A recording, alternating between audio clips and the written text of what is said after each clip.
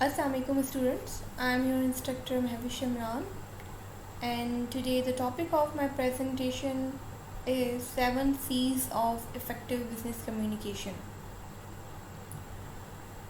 As you all know that communication nowadays is very important.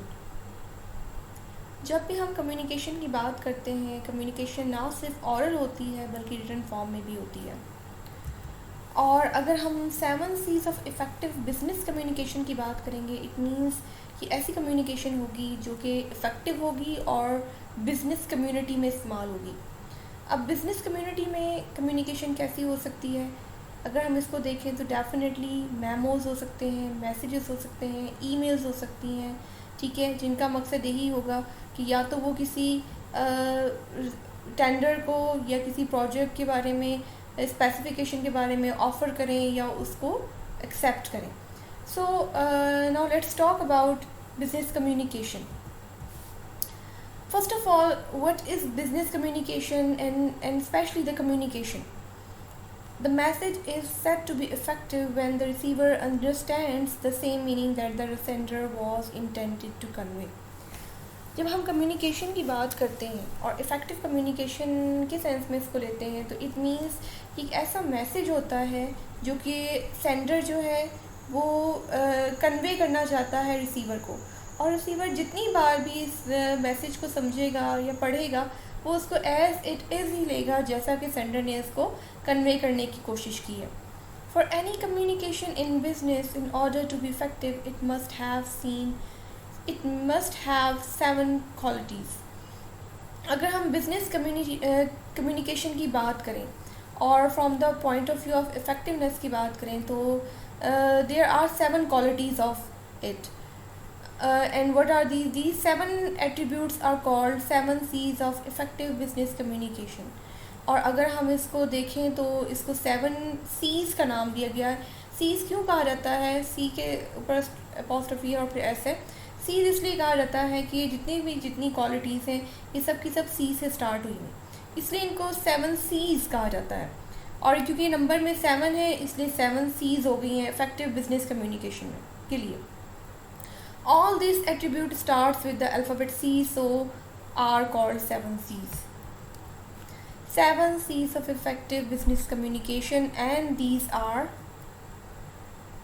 correctness, clarity, conciseness, completeness, consideration, concreteness, courtesy.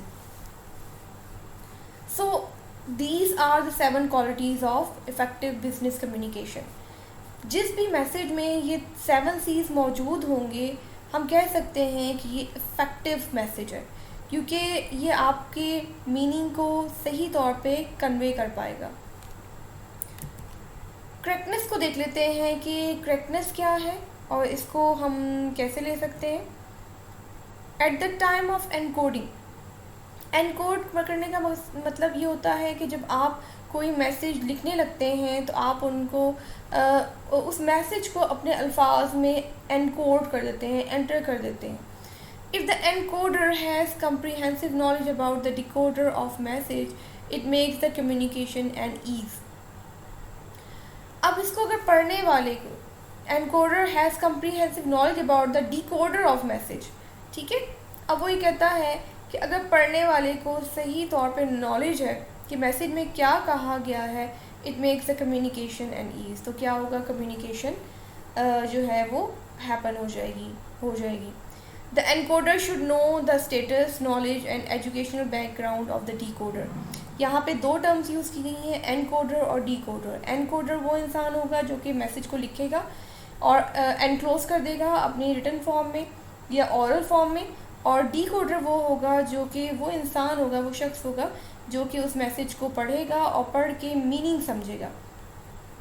तो यहाँ पर वो कहता है the encoder should know the status, knowledge and educational background of the decoder. जब भी हम कोई मैसेज लिखने लगते हैं इसमें बहुत सारी चीज़ें इंक्लूड होती हैं। अगर हम इसको रिटन फॉर्म में देखें तो हमारा सेंटेंस स्ट्रक्चर आ जाता है, फिर उसमें स्पेसिफिक हम कह सकते हैं कि वोकैबुलरी आ जाती है, और वोकेबरी ऐसे ही नहीं आती, वोकेबरी जो होती है वो अकॉर्डिंग टू प्रोफेशनल डिमांड होती है, ठीक है। इसके अलावा हम ये देखते हैं कि ये जो मैसेजेस हम बिज़नेस कम्युनिकेशन के लिए इस्तेमाल करते हैं ये टू द पॉइंट होते हैं, ये लेंथी नहीं होते, ठीक है। इसमें शॉर्ट से शॉर्ट अल्फाज और सेंटेंसेस का इस्तेमाल किया जाता है और ये देखा जाता है कि अगर कोई चीज़ कम अल्फाज में कन्वे हो जा कर देती है मैसेज को तो वो ज़्यादा अप्रोप्रिएट है। अब जब एनकोडर एक मैसेज लिखेगा तो उसको ये चीज़ें समझनी होंगी कि उसके डिकोडर का यानी कि उसके रिसीवर का एजुकेशनल बैकग्राउंड क्या है, उसका स्टेटस क्या है और उसकी नॉलेज क्या है। अगर सेंडर जो है वो बहुत डिफ़िकल्ट वर्ड्स में ईमेल भेज रहा है, ठीक है, तो डिकोडर के लिए बहुत मुश्किल हो जाएगा अगर उसका एजुकेशन लेवल बहुत कम है, ठीक है।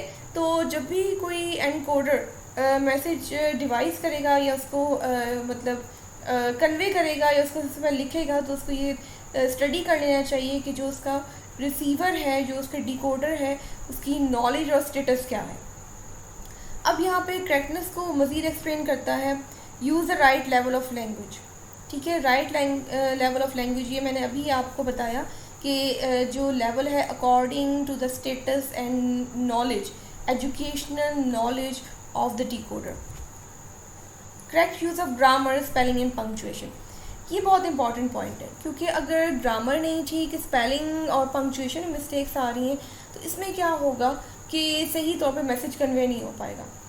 हो सकता है कि जो रिसीवर है वो हंसना शुरू कर दे रॉन्ग किस्म की स्पेलिंग देख के, ठीक है, और बाद में ये हो सकता है कि वो कंफ्यूज हो जाए कि असल में कहा क्या गया है या ये वर्ड क्या लिखा गया।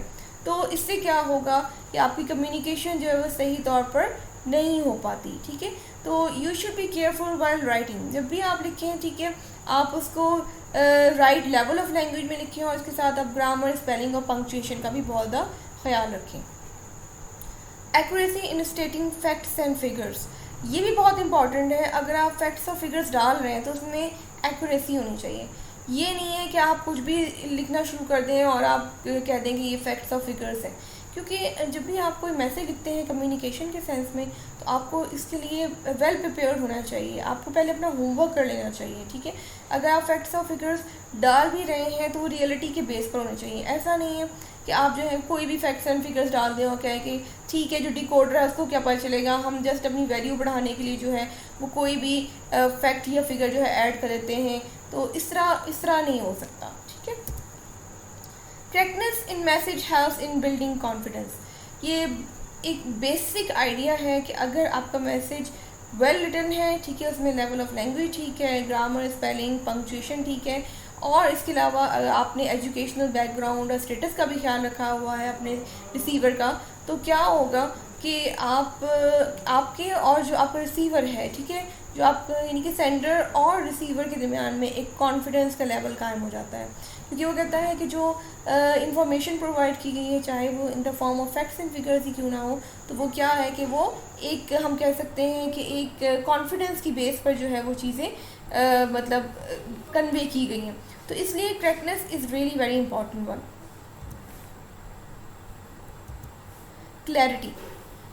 क्लैरिटी को अब हम देख लेते हैं। पहले अभी हमने बात की थी करेक्टनेस की बात की थी, ठीक है। अब हम बात करेंगे क्लैरिटी की।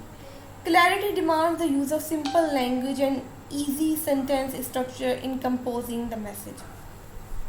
अगर आप बहुत अच्छे राइटर हैं और you are able to write down many sentences, as many as you can, ठीक है, तो इसमें क्या होगा कि ये आपकी स्किल्स को शो करती है, आपकी एक हम कह सकते हैं कि आपकी नॉलेज को शो करती है कि आपको कितनी कमांड है आपको अपने एक ग्रामेटिकल मैसेज पे। अब हम अगर क्लैरिटी को देखें तो क्लैरिटी की demand the use of simple language. आपका मैसेज सिंपल होना चाहिए, सेंटेंस स्ट्रक्चर आप जो भी यूज़ कर रहे हैं वो क्लियर हो, and easy sentence structure in composing the message. और जब भी आप अपना मैसेज कंपोज करने लगें, लिखने लगें, तो आप उसका सेंटेंस स्ट्रक्चर ईजी रखें। क्यों ईजी रखें कि हो सकता है डिकोडर जो है वो आपके लेवल का ना हो, और ये भी हो सकता है कि जो डिकोडर है, ठीक है, उसकी वोकैबुलरी इतनी अच्छी ना हो। तो अगर आपका सेंटेंस स्ट्रक्चर बहुत ईजी है, उसमें वोकैबुलरी भी बहुत इजी यूज़ हुई हुई है, तो क्या होगा, ये बहुत ज़्यादा ईजी होगा for the understanding of decoder. When there is clarity in presenting ideas, it's easy for the receiver decoder to grasp the meaning being conveyed by the sender and encoder, or encoder we can say that. अब अगर आपके ideas बहुत clearly define हुए हुए हैं इन sentences में, ठीक है, it's easy for the receiver and और we can say decoder to grasp the meaning being conveyed by the sender and coder. तो ये जो हमारे रिसीवर होते हैं, ठीक है, स्पेशली बिजनेस कम्युनिकेशन में जो दूसरी कंपनी होती है उसमें जो बंदा रिसीव करता है ईमेल्स को, उसके लिए बहुत ईजी हो जाता है और वो क्लियरली अंडरस्टैंड कर लेता है कि एक्चुअली कहा क्या गया है. Clarity makes comprehension easier. तो अगर आप क्लियरली हर चीज़ को एक्सप्लेन कर रहे हैं, हर चीज़ हर मैसेज को, हर लाइन को आप बताना चाह रहे हैं, ठीक है, इजीली कि क्या कहा गया है, तो आपकी जो कंप्रीहेंशन है, जो अंडरस्टैंडिंग है, वो बहुत ज़्यादा डेवलप हो जाती है. Next point is conciseness. A concise message saves time of both the sender and the receiver. जब हम कंसाइसनेस की बात करते हैं तो हम बात करते हैं टू द पॉइंट की, यानी कि अगर आप कोई भी मैसेज देना चाह रहे हैं तो वो कम से कम अल्फाज में होगा और टू द पॉइंट होगा. उसमें कोई एम्बिग्यूटी नहीं होगी, उसमें कोई हम कह सकते हैं कि डिफ़िकल्टी नहीं होगी. जो भी बात होगी वो घुमा फिरा के नहीं कही गई होगी, ठीक है, जो कुछ भी कहा गया होगा वो डायरेक्टली एक्सप्लेन किया गया होगा. So here it is written a concise message saves time of both the sender and the receiver. इससे क्या होता है, क्योंकि टू द पॉइंट मैसेज होता है तो इसमें क्या होता है कि सेंडर और रिसीवर दोनों का टाइम बच जाता है. कम से कम अल्फाज होते हैं, शॉर्ट मैसेज लिखा जाता है, ठीक है, तो सेंडर और रिसीवर दोनों अपना टाइम बचा लेते हैं. Conciseness is in a business message can be achieved by avoiding wordy expression and repetition. मैंने अभी यही बात की कि अगर हम कंसाइसनेस की बात करेंगे, ठीक है, बिजनेस मैसेज के तौर पर, तो हम ये देखेंगे कि वर्डी एक्सप्रेशन ना हो और रेपिटेशन ना हो. समटाइम्स इट हैपन कि बार बार फ्रेजेस का इस्तेमाल किया जाता है, बार बार एक सेंटेंस स्ट्रक्चर को यूज़ किया जाता है ताकि आपकी ईमेल थोड़ी लंबी हो जाए और मतलब लेंथी लगे कि आपने बहुत ज़्यादा लिखा है. इससे क्या होता है कि आपका जो मैसेज है वो कंसाइज नहीं रहता, टू द पॉइंट नहीं रहता, ठीक है. और वर्डी एक्सप्रेशन, अगर आप कोई भी बात करना चाह रहे हैं, आप एक सिंपल नाउन यूज़ कर सकते हैं, चलें ज़्यादा आप एक उसके साथ एडजेक्टिव यूज़ कर रहे हैं. अगर आप उसके साथ 2 से 3 adverbs plus adjective plus noun use कर रहे हैं तो क्या होगा, वो वर्डी एक्सप्रेशन बन जाएगा. और उससे क्या होगा कि समझने में भी थोड़ा सा डिफ़िकल्ट हो जाता है रिसीवर के लिए, और इसके साथ जो है वो एम्बिग्यूटी भी पैदा हो जाती है कि एक्चुअली इतना ज़्यादा वर्ड्स क्यों यूज़ किए गए हैं जबकि टू द पॉइंट बात की जा सकती थी. तो बच्चों, जब भी आप अपने बिजनेस कम्युनिकेशन के लिए कोई भी मैसेज डेवलप करेंगे, ठीक है, उसको राइट करेंगे, ठीक है, तो you should be very concise in encoding your message. Using brief and to the point sentences including relevant materials makes the message concise. अब वो ये कहता है कि briefly और to the point sentences का इस्तेमाल करना चाहिए, आप lengthy expressions ना यूज़ करें, ठीक है, including relevant material makes the message concise. और कहता है कि ऐसा मटेरियल यूज़ करें, ऐसे फैक्ट्स और फिगर यूज़ करें जो कि रेलिवेंट हो. इरेलीवेंट अगर चीज़ें आप डाल रहे हैं, ठीक है, तो वो आपके मैसेज को मज़ीद एम्बिग्यूस करेंगे, बल्कि ना सिर्फ एम्बिग्यूस करेंगे बल्कि हम ये कह सकते हैं कि एक बैड इंप्रेशन भी जाता है from the side of the sender, कि मतलब उसने इतनी सारी चीज़ें डाल दी हैं और वो फैक्ट्स और फिगर्स पे भी डिपेंड नहीं करती और मटीरियल भी रेलिवेंट नहीं है. Achieving conciseness does not mean to lose completeness of message. अब यहाँ पर कंसाइसनेस में वो ये एक्सप्लेन करना चाह रहा है कि जब हम कंसाइसनेस की बात करते हैं तो उसका मतलब ये नहीं होता कि आप मैसेजेस के इम्पॉर्टेंट सेंटेंसेस भी निकाल दें, ठीक है. अगर आपको लगता है कि एक बात आपकी एक मैसेज में कन्वे नहीं हो पा रही तो आप उसको 2 से 3 सेंटेंसेस में भी एक्सप्लेन कर सकते हैं, ठीक है. ये कोई हार्ड एंड फास्ट रूल नहीं है कि अगर आप अपने मैसेज को कंसाइज करना चाह रहे हैं तो आप सिर्फ एक लाइन में ही आप उसको एक्सप्लेन करेंगे. There can be 2 to 3 lines which can convey your message, क्योंकि यहाँ पर कंप्लीटनेस ऑफ मैसेज का भी सवाल है. अगर आप ऐसे सेंटेंसेस इस्तेमाल नहीं करेंगे जो कि सपोर्टिंग वन होंगे आपके मेन आइडिया को, तो क्या होगा कि इससे भी बैड इंप्रेशन जाएगा, क्योंकि कंसाइज तो हो जाएगा लेकिन मीनिंग जो है वो कंप्लीट नहीं होगा. तो इससे भी क्या होगा कि एम्बिग्यूटी पैदा होगी. तो be concise but take care also the completeness of the message. Conciseness saves time, ये बहुत इंपॉर्टेंट पॉइंट है, क्योंकि बाज़ दफ़ा देखा गया है कि इतना ज़्यादा टाइम नहीं होता कि लंबी लंबी ईमेल्स पढ़ी जाएं, ठीक है। तो जब भी कोई टेंडर का या कोई नोटिस आता है या दिया जाता है या डिमांड भेजी जाती है, तो ये कोशिश की जाती है कि आप बहुत शॉर्ट सेंटेंसेस यूज़ करें, ताकि जो है वो टाइम बचे, ना सिर्फ सेंडर का बल्कि रिसीवर का भी। Next point is completeness. By completeness means the message must bear all the necessary information to bring the response you desire. बाज़ दफ़ा ऐसा होता है कि हम पहले 3 पॉइंट्स का जो है वो ख्याल रख लेते हैं, ठीक है, और हम ये देख लेते हैं कि ठीक है कि हमारा जो मैसेज है, ठीक है, वो कंप्लीट भी है, और उसके अलावा उसमें करेक्टनेस भी आ गई, ठीक है, कंसाइसनेस भी आ गई, ठीक है, हमें लग रहा होता है कि वो कंप्लीट है। लेकिन अगर हम उसको क्लियरली देखें तो sometimes it is not complete, क्योंकि वो कुछ पॉइंट्स को मिस कर रहा होता है, उसमें से कुछ पॉइंट जो हैं वो मिसिंग होते हैं। इसलिए try to revise your message. जब आप एक मैसेज को लिख लें तो आप उसको एक दफ़ा दोबारा देखें, और अगर आपको लगता है कि कुछ चीज़ें रहती हैं, उसमें पॉइंट्स रहते हैं, तो आप ठीक है कंसाइज रखें। मैं ये नहीं कहती कि आप उसको कंसाइज ना रखें, लेकिन अगर आपको लगता है कि कंप्लीट मैसेजेस में वो आपकी चीज़ें रिमेनिंग हैं, तो वो आप पॉइंट्स ऐड ज़रूर कर दें। The sender should answer all the questions and with facts and figures, and when desirable go for extra details. अब अगर हम इसको देखें तो ये प्रीवियस जो हमने अभी एक पॉइंट डिस्कस किया था, ठीक है, जिसे हम कंसाइसनेस की बात करते हैं, ये इसके टोटली ऑपोजिट है, ठीक है।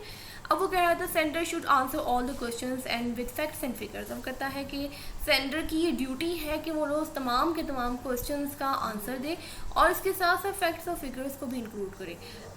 गो फॉर एक्स्ट्रा डिटेल, और इसके अलावा वो एक्स्ट्रा डिटेल भी इंक्लूड कर सकता है। और पीछे हमने ये पढ़ा था कि कंसाइसनेस में कि आप जो है वो एक्स्ट्रा डिटेल ना यूज़ करें, ठीक है। अगर आपको लग रहा है कि आप 2 से 3 वर्ड्स में अपना सेंटेंस कंप्लीट कर सकते हैं, तो आप उसको कंप्लीट कर लें।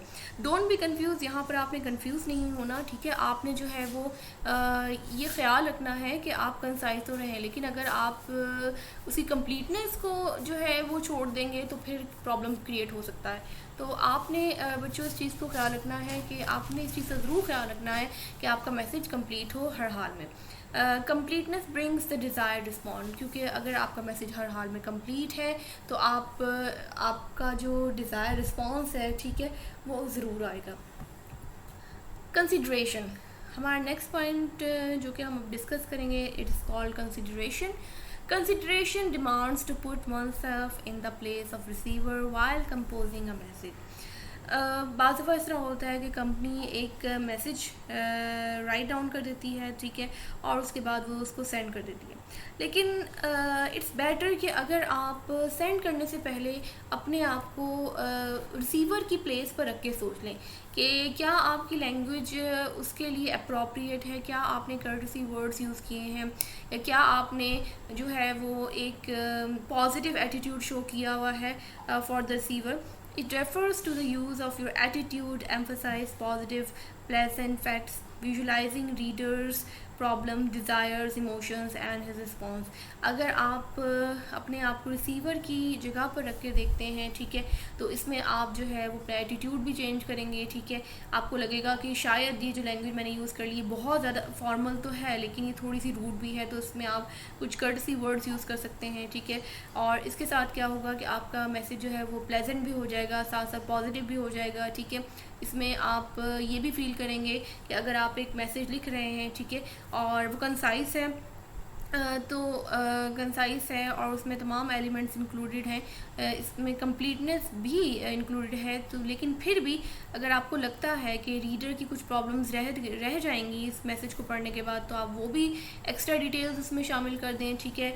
And it takes care about the desires, emotions and his response. क्योंकि अगर आप एक पॉजिटिव वे में अपनी ईमेल जो है वो लिख रहे हैं, पॉजिटिव वे में अपना मैसेज कन्वे कर रहे हैं, तो इससे क्या होगा कि रिस्पॉन्स भी पॉजिटिव ही आएगा. Because if you are showing positivity, the other will also show the positivity.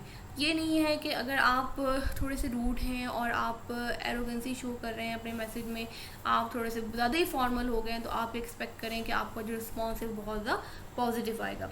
So consideration means कि आप जो है वो चीज़ों को कंसिडर कर लें, ठीक है। जो भी चीज़ आप लिखने लगे या जो भी चीज़ आप प्रोड्यूस करने लगे उससे पहले आपको उसके बारे में सोचना चाहिए कि इसका क्या इफ़ेक्ट आ सकता है। लैंग्वेज मेरी जो है अगर मैंने इसको यूज़ कर लिया है, ठीक है, ये किस तरह का इफ़ेक्ट ला सकती है ऑन द बिहेवियर ऑफ रिस्पॉन्सर। तो इसलिए consideration is also very important point while writing your message for business communication. अगर हम इसको मज़ीद टू द पॉइंट वे में कहना चाहें तो हम ये कह सकते हैं कि consideration means understanding of human nature. जब भी हम कोई मैसेज लिखते हैं, ठीक है, तो उसके लिखने के बाद हमें अपने रिस्पॉन्सर का ये सोच लेना चाहिए, उसकी नेचर के बारे में ज़रूर सोच लेना चाहिए कि अगर हम एक मैसेज प्रोड्यूस कर लेते हैं, ठीक है, और हम उसको सेंड कर रहे हैं तो उसका इफ़ेक्ट क्या आएगा। और इट्स बेटर कि अगर आप चाहते हैं कि आपका जो रिस्पॉन्सर है, आपका जो रिसीवर है, उसकी तरफ से पॉजिटिव रिस्पॉन्स आए तो आप अपने मैसेज को ज़रूर कंसिडर कर रहे हैं, उसकी लैंग्वेज को कंसिडर कर लें, उसमें जो वर्ड्स यूज़ हुए हुए हैं, वोकैबुलरी यूज़ हुई हुई है, वो ज़रूर कंसिडर कर लें। Our next point is concreteness. Being definite, vivid and specific rather than vague, obscure and general leads to concreteness of the message. अब ये बहुत ज़्यादा जिसे हम कहते हैं कि easy point भी है, ठीक है। concreteness की बात होती है कि when we talk about completeness, conciseness and correctness, ठीक है। concreteness में हम ये देखते हैं कि being definite, आप बिल्कुल टू द पॉइंट रहते हैं, विविड होते हैं और स्पेसिफिक होते हैं, यानी कि आपने जो कुछ भी कहना है वो आप क्लियरली कहेंगे, ठीक है।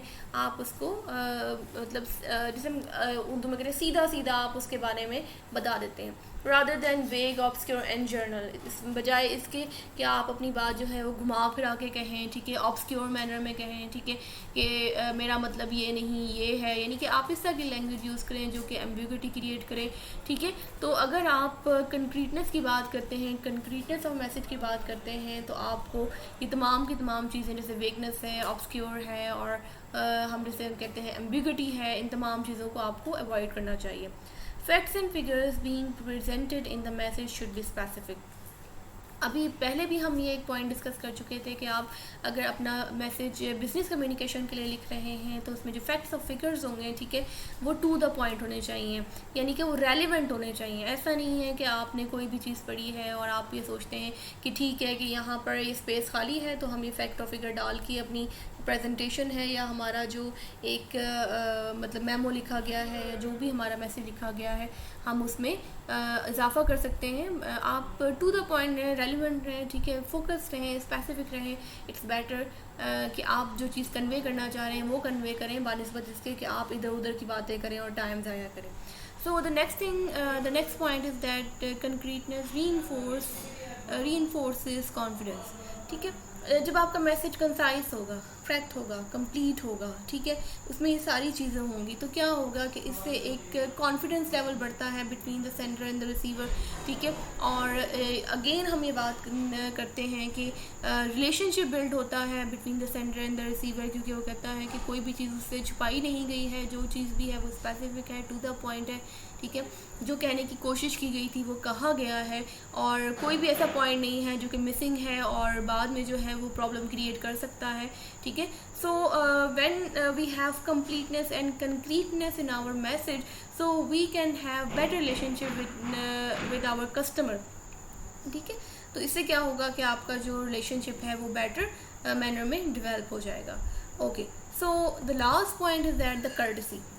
It is also I can say that very important point. ये भी बहुत इंपॉर्टेंट पॉइंट है क्योंकि बाज़ दफ़ा देखा गया है कि आप फॉर्मल फॉर्मल रहते हैं और उस वजह से क्या होता है कि आपका जो मैसेज है समटाइम्स रूडनेस की शक्ल में लिखा जाता है या बहुत ज़्यादा हम कहते हैं कि उसमें एटीट्यूड का इजहार हुआ होता है। तो कर्टसी को अगर हम लें तो कहता है कि in business almost everything starts and ends in courtesy, ठीक है, कि अगर आप बिज़नेस करना चाहते हैं, ठीक है, तो बी कर्टियस।